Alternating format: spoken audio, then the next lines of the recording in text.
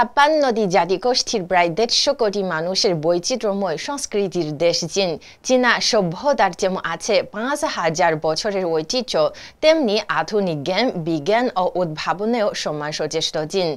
চীনের সদর অন্তরের নানা ঘটনার সবশেষ তথ্য উপাত্ত নিয়ে আমাদের আয়োজন জানা ও জানা চীন। সঙ্গে আছি আমি খোঞ্জাজা প্রেমা।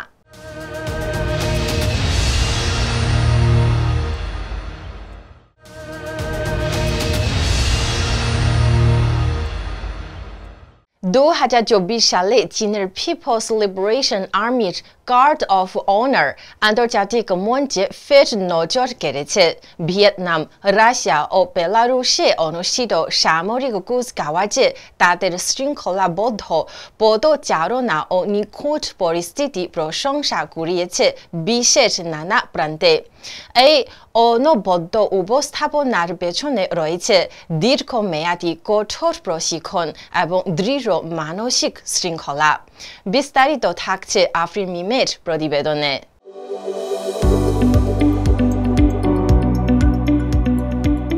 চীনের রাজধানী বেইজিংয়ের একটি গার্ড অফ অনার প্রশিক্ষণ শিবির। এখানে দিনের পর দিন কঠোর অনুশীলনে ব্যস্ত পিএলের অভিজাত সেনারা, যারা চীনের সামরিক গর্বের প্রতীক। চীনের পিপলস লিবারেশন আর্মির পিএলের গার্ড অফ অনার 2024 সালে ভিয়েতনাম, রাশিয়া এবং বেলারুশে অনুষ্ঠিত সামরিক কুচকাওয়াজে শৃঙ্খলাবদ্ধ কুচকাওয়াজ ও আকর্ষণীয় উপস্থিতির মাধ্যমে নজর কেড়েছে। তাদের এই অনবদ্য উপস্থাপনার পেছনে রয়েছে কঠোর প্রশিক্ষণ। গার্ড অফ অনার সাধারণ মানুষের সামনে এই বাহিনীর উপস্থাপনের প্রধান বাহক, যেখানে প্রতিটি সদস্যরা কঠোর মানদণ্ড অনুসরণ করে চলে। এদের গড় উচ্চতা 1.87 মিটার এবং গড় বয়স প্রায় 22 বছর। 33 বছর বয়সী শিপিন মে মাসে বেলারুশে অনুষ্ঠিত এক সামরিক কুচকাওয়াজে চীনা বাহিনীর পতাকা বহন করেছিলেন। প্রতিদিনের অনুশীলনে আমি পতাকার উপর অতিরিক্ত 10 কেজি ওজন যোগ করি, কারণ বিদেশি পরিবেশে আবহাওয়া, বাতাসের দিক সবকিছু ভিন্ন হতে পারে। এসব সামলাতে আমাদের প্রস্তুতি নিতে হয় আরও কড়াভাবে।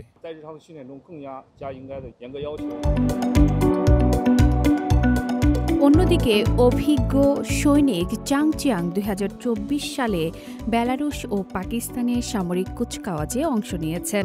এখন পর্যন্ত তিনি 300-র বেশি গার্ড অফ অনার মিশনে অংশ নিয়েছেন।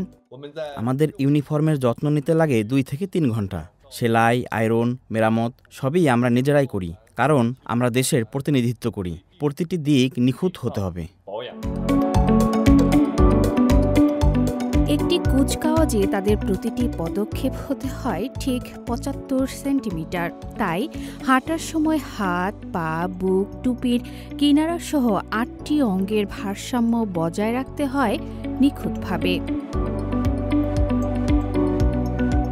রাশিয়ার মস্কোতে মে মাসের এক কুচকাওয়াজে চীনা সৈনিক লিয়াং হাওকে দেখা যায় তার বন্দুকের মুখ হাত দিয়ে ঢেকে রেখেছেন। ভিডিওটি ভাইরাল হয়ে যায়। 这个是一个下意识的动作嘛，因为这个当时正步行进，因为那个街的距离比较窄，然后我们 ওটা ছিল সম্পূর্ণ স্বতঃস্ফূর্ত। রাস্তার পাশে অনেক দর্শক ছিলেন। আমি শুধু নিশ্চিত করতে চেয়েছিলাম কেউ যেন আহত না হয়। এটাই আমার দায়িত্ব ছিল। 从国外回来之后也是看到了这个视频，当时觉得相当于是履行自己的一个义务。 এই কঠোর নিয়মানুবর্তিতা এবং অভ্যন্তরীণ নৈতিকতা চীনের পিএলএ গার্ড অফ অনারকে বিশ্ব মঞ্চে এক বিশেষ অবস্থানে নিয়ে গেছে, যেখানে তারা শুধু একটি সামরিক ইউনিট নয়, বরং দেশের জাতীয় গর্বের প্রতীক হিসেবেও বিবেচিত হচ্ছে। আফরিন মিম, সিএমজি বাংলা।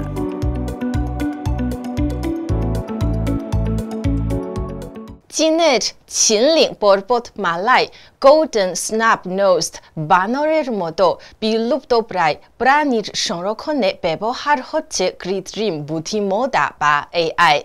ভিডিও বিশ্লেষণ করে এক একটি বানরের পরিচয় শনাক্ত করতে পারছে এই প্রযুক্তি, যা তাদের আচরণ পর্যবেক্ষণ ও স্বাস্থ্য বিশ্লেষণে কাজে আসছে। শানসি প্রদেশের ফোপিং কাউন্টিতে এই সোনালি স্ন্যাপ-নোজড বানরের উপর চালানো এই গবেষণা চীনের বন্যপ্রাণী সংরক্ষণ প্রযুক্তিতে যোগ করেছে এক নতুন অধ্যায়। গবেষকদের আশা, এইভাবে শুধুই বানর নয়, আরও বন্য প্রাণীর রক্ষণাবেক্ষণও সহজ হবে।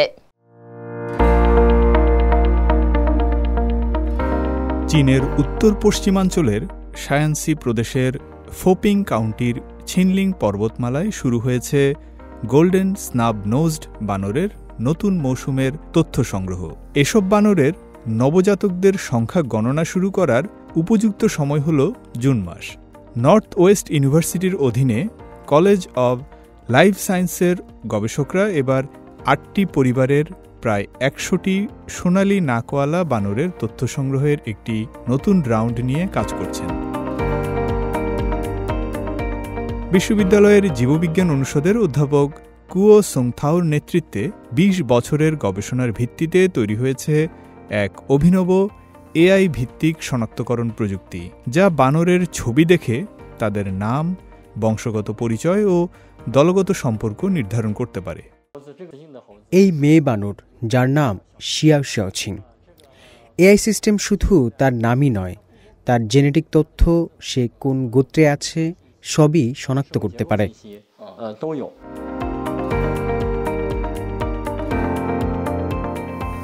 গবেষক দল জানিয়েছেন, প্রতিটি বানরের ঘন্টার পর ঘন্টা ভিডিও রয়েছে।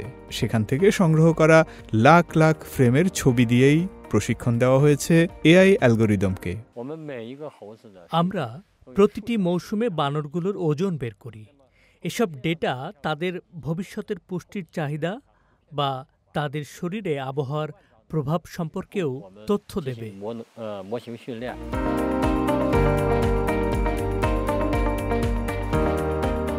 এই AI প্রযুক্তি শুধু গোল্ডেন বানরেই সীমাবদ্ধ নয়, একইভাবে পর্যবেক্ষণ করা হচ্ছে টাকিন, পান্ডা ও অন্যান্য বিপন্ন প্রজাতির বন্যপ্রাণীকেও। 50,000 বর্গ কিলোমিটারের বেশি বিস্তৃত ছিনলিং পর্বতমালা হচ্ছে চীনের জীববৈচিত্র্যের জিন ব্যাংক।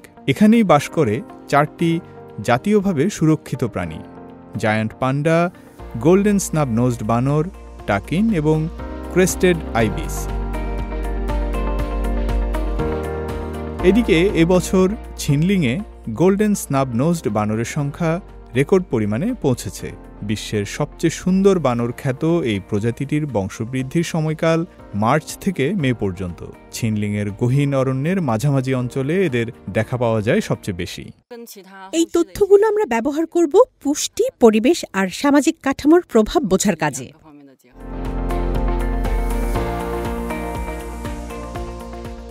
চীনের প্রশাসনের ক্রমবর্ধমান প্রচেষ্টার ফলে গোল্ডেন স্ন্যাপ-নোজড বানরের সংখ্যা 1 দশকে 4,000 থেকে বেড়ে মোট 6,000-এ দাঁড়িয়েছে। চীনে প্রথম শ্রেণীর জাতীয় সুরক্ষা শ্রেণীভুক্ত প্রাণীটির সংখ্যা বৃদ্ধিতেই প্রমাণ হয় বন্যপ্রাণী সুরক্ষা ও তাদের আবাসস্থল সংরক্ষণে সম্প্রতি বেশ সাফল্য পেয়েছে চীন। ফয়সাল আব্দুল্লাহ, CMG বাংলা। আরও খবর নিয়ে ফিরছি একটা ছোট্ট বিরতির পর, আমাদের সঙ্গে থাকুন।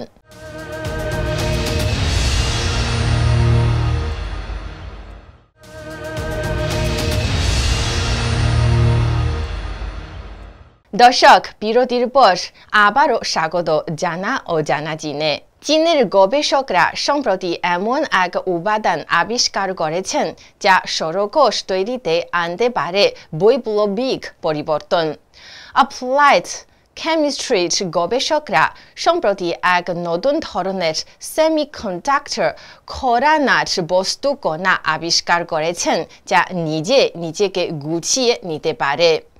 এর আরেক নাম সেলফ অ্যাসেম্বলড মলিকিউলার ম্যাটেরিয়াল। নতুন এই উদ্ভাবন পেরোভস্কাইট সৌরকোষের কিছু জটিল সমস্যাকে সফলভাবে কাটিয়ে উঠতে পেরেছে।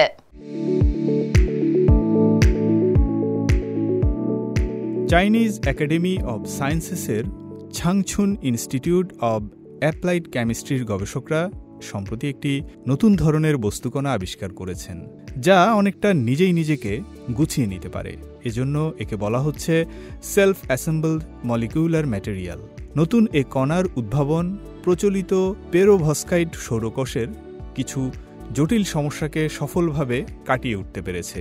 এই প্রযুক্তির কার্যকারিতা ইতোমধ্যেই যুক্তরাষ্ট্রের ন্যাশনাল রিনিউয়েবল এনার্জি ল্যাবরেটরির স্বীকৃতি পেয়েছে।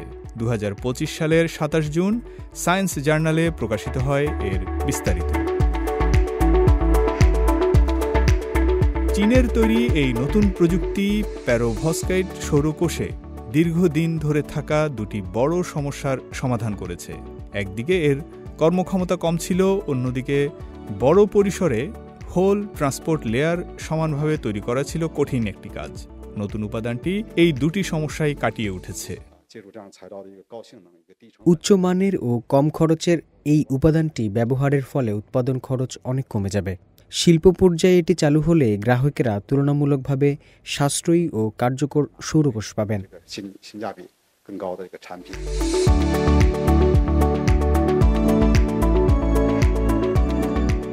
দীর্ঘদিন ধরেই হোল ট্রান্সপোর্ট লেয়ারে ব্যবহৃত প্রচলিত অর্গানিক সেলফ অ্যাসেম্বলড মলিকিউলের সীমিত কর্মক্ষমতা এবং বড় আকারের উৎপাদনে জটিলতা এক ধরনের বাধা তৈরি করছিল।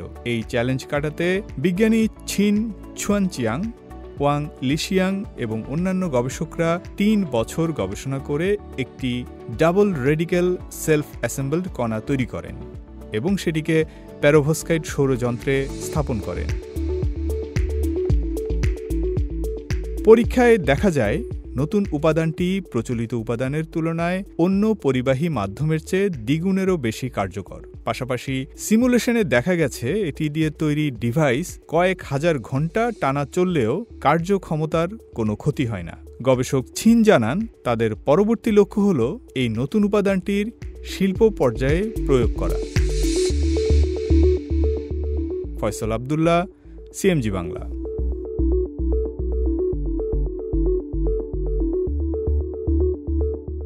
উত্তর পশ্চিম চীনের কানসু প্রদেশে গড়ে তোলা হয়েছে চীনের প্রথম মঙ্গল গ্রহ ভিত্তিক বাস্তব দৃশ্য নির্ভর পর্যটন ঘাঁটি মার্স বেস 1।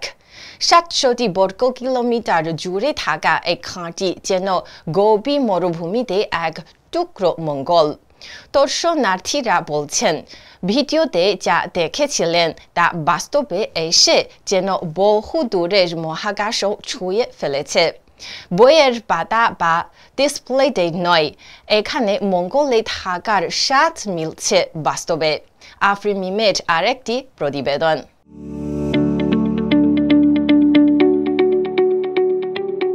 চীনের উত্তর পশ্চিমাঞ্চলীয় কানসু প্রদেশের চিনছিয়াংয়ে গড়ে উঠেছে দেশের প্রথম মঙ্গল গ্রহ থিমযুক্ত বাস্তবভিত্তিক কেন্দ্র মার্স বেস 1, যা পর্যটকদের জন্য এক অনন্য মহাকাশ ভ্রমণের অভিজ্ঞতা নিয়ে এসেছে। 67 বর্গ কিলোমিটার জুড়ে বিস্তৃত এই ঘাঁটি নির্মিত হয়েছে চীনের গোবি মরুভূমিতে। এখানে রয়েছে 3D প্রিন্টেড মঙ্গল বাসা, মহাকাশযান ও রোভার মডেল। রয়েছে তারা দেখার জন্য এমন তাঁবু এবং বাস্তবসম্মত মহাকাশ প্রশিক্ষণের সুযোগ।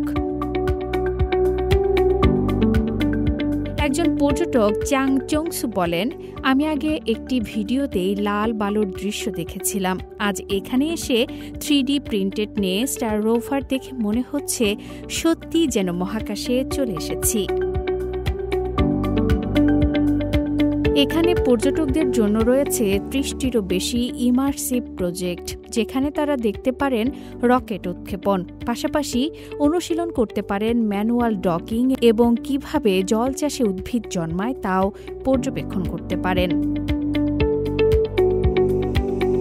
আরেক দর্শনার্থী আনসিন বলেন, যদিও এই প্রশিক্ষণ যন্ত্রগুলো সরলীকৃত, তবে বই বা ভিডিওতে যেটা বোঝা যায় না, বাস্তবে সেটা অনুভব করতে পারছি। এটা সত্যিই দারুণ। দর্শনার্থী ছিন নিংমিন বলেন, রকেট মডেল লঞ্চ লাইভ দেখে মনে হচ্ছিল আমি যেন একটি আসল মহাকাশ মিশনের অংশ। অভিজ্ঞতাটা ছিল অসাধারণ। এই কেন্দ্র শুধু বিনোদনের নয়, বরং বিজ্ঞান, প্রযুক্তি ও মহাকাশ গবেষণার প্রতি আগ্রহ বাড়াতে এক বিশাল ভূমিকা রাখছে। চীন এবার সত্যি দেখিয়ে দিল মঙ্গল এখন আর কেবল কল্পনা নয়, এটি হয়ে উঠেছে বাস্তবের অভিজ্ঞতা। আফরিন মিম, সিএমজি বাংলা। চীনে চিকিৎসা বিজ্ঞানের নতুন দিগন্ত খুলছে ব্রেইন কম্পিউটার ইন্টারফেস বা বিসিআই প্রযুক্তি। এই প্রযুক্তির মাধ্যমে রোগী শুধু চিন্তা করে নিয়ন্ত্রণ করতে পারেন নানা ধরনের যন্ত্র। আর সে প্রযুক্তি এইবার গবেষণাগার থেকে পৌঁছে গেছে হাসপাতালের ওয়ার্ডে। বেজিংয়ের টিয়ানথান হাসপাতালে চালু হয়েছে চীনের প্রথম বিসিআই ক্লিনিক্যাল ওয়ার্ড। এতে করে নতুন গতি পেল অত্যাধুনিক এই প্রযুক্তি। বিস্তারিত প্রতিবেদনে।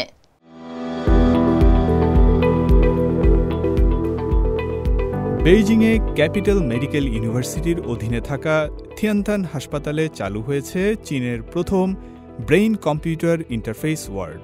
এখানেই প্রথমবারের মতো বিসিআই প্রযুক্তির ক্লিনিক্যাল ট্রায়াল শুরু হয়েছে।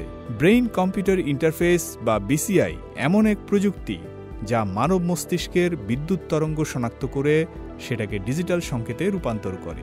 আর এতে করে রোগী চিন্তা করেই শরীরের প্যারালাইজড অংশ চালাতে পারেন বা নড়াচড়া করতে পারেন যান্ত্রিক কোনো অঙ্গ।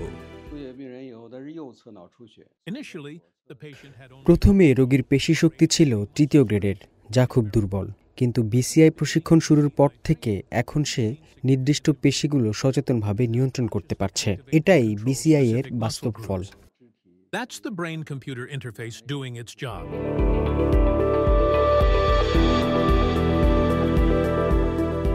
মূলত নিউরোসায়েন্স, কৃত্রিম বুদ্ধিমত্তা এবং চিকিৎসা বিজ্ঞানকে এক সুতোয় গেঁথেছে বিসিআই প্রযুক্তি। আমাদের প্রতিটি চিন্তাই মাথায় এক ধরনের বৈদ্যুতিক সংকেত তৈরি করে, যা বিসিআই সিস্টেম শনাক্ত করে এবং সেটাকে ডিভাইস নিয়ন্ত্রণের ভাষায় অনুবাদ করে। এই প্রযুক্তি এখন শুধু হাত পা নয়, কথা বলার ক্ষমতা ফেরাতেও কাজ করছে, যদিও এখনও এটি গবেষণা পর্যায়ে রয়েছে। আমরা চলাফেরা ও কথা বলার ক্ষেত্রে ভালো ফলাফল দেখেছি, তবে এখনও এটি গবেষণার পর্যায়ে আছে। চূড়ান্ত প্রয়োগে সময় লাগবে।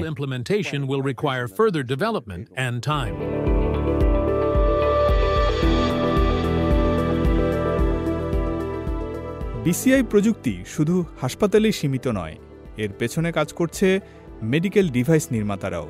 পূর্ব চীনের চিয়াংশু প্রদেশের রিশেনা নামের একটি প্রতিষ্ঠান তৈরি করেছে এক অভিনব নিউরাল স্টিমুলেটর, যা রোগীর মাথায় বসানোর পর স্মার্টফোন অ্যাপেই ব্রেইন ওয়েভ তথা মস্তিষ্কের তরঙ্গ পর্যবেক্ষণ করা সম্ভব হচ্ছে। As the world's largest manufacturer of electronic devices, China holds a strong competitive edge in medical electronics. আমাদের নতুন নিউরাল স্টিমুলেটর এমনভাবে ডিজাইন করা যে একবার বসানোর পর রোগীকে হাসপাতালে থাকার দরকার নেই। শুধু মোবাইল অ্যাপে ব্রেনওয়েভ রেকর্ড করে ক্লাউডে আপলোড করলেই হবে। ডাক্তাররা সেখান থেকে বিশ্লেষণ করে চিকিৎসা ঠিক করে দিতে পারবেন। Patients no longer need extended hospitalization. Instead, they can simply use a smartphone app to periodically record and upload brainwave data to the cloud. Doctors can then analyze this real-time data and adjust treatment plans remotely.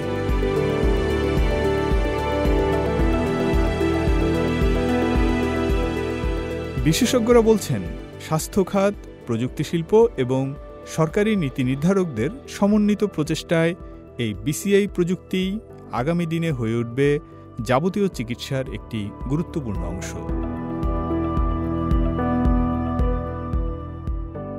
Faisal Abdullah, CMG Bangla.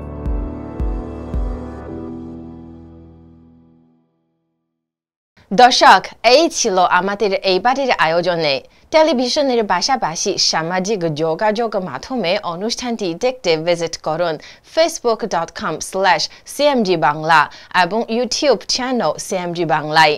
আগামী পর্বে আবারও দেখা হবে। সে পর্যন্ত ভালো থাকুন, সুস্থ থাকুন।